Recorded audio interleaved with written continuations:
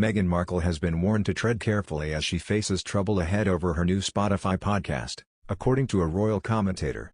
Royal expert Neil Sean warned a rather prominent feminist is going to come out against the Duchess of Sussex after she unveiled her first Spotify series that will investigate labels that try to hold women back.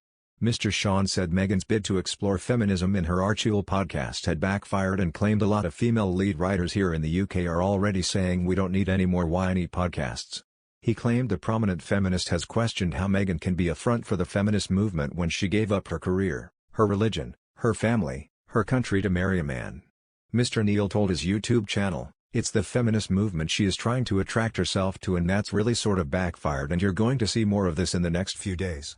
Because a rather prominent feminist is coming out against Meghan Markle herself, and here's the reasons why.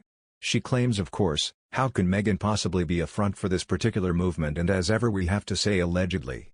She is basically saying here is a woman who gave up her career, her religion, her family, her country, to come and live in another country all for the marriage and love of another man.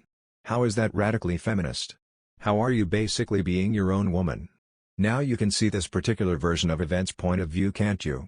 It's not very easy to digest when you're saying, well, you've got to stand up for yourself, don't be the underdog.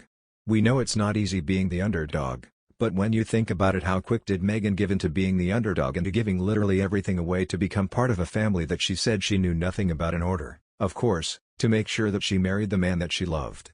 What's interesting here is, depending on whether the podcasts are engaging and of course enlightening, and as ever, the guests Meghan gets, I can see nothing but once again trouble against her, because a lot of the female leader writers here in the UK are already saying we don't need any more whiny podcasts from women, basically saying they're the underdog when women now more than ever have a bigger say and are more powerful.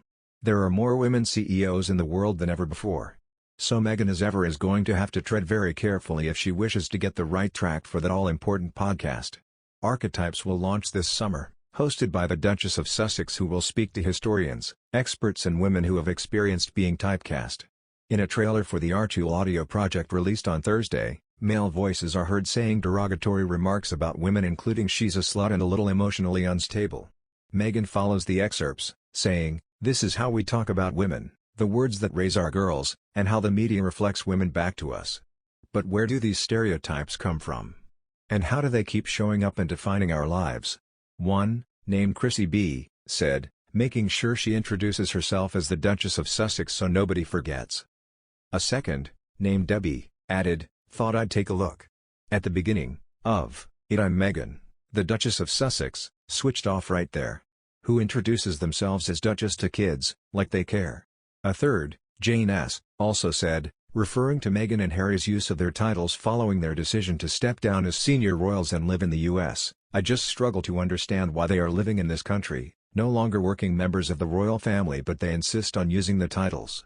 And using them on commercial projects." But supporters of Meghan and Harry pushed back against this criticism. Replying to Jane, a Twitter user named Kate said, "Not being working members doesn't mean they aren't royal. They are still very much royals. Harry is still a prince by blood and Meghan a princess and duchess by marriage. #the more you know." Another, with the nickname the Royal Swan, also replied saying, "Because it's literally their name." Twitter user Anna mentioned the summit held in Sandringham between Prince Harry, the Queen, Prince Charles, and Prince William, where the terms of the Sussexes' exit were thrashed out. She said, "The Queen signed off on the Sandringham Agreement, did she not? So she clearly has no issue with them keeping their married names and pursuing commercial projects, so why do you?" The Queen bestowed upon Prince Harry and Meghan their titles as a wedding present in May 2018. After they quit as senior royals, they stopped using their HRH styles but were allowed to continue to use their Duke and Duchess titles.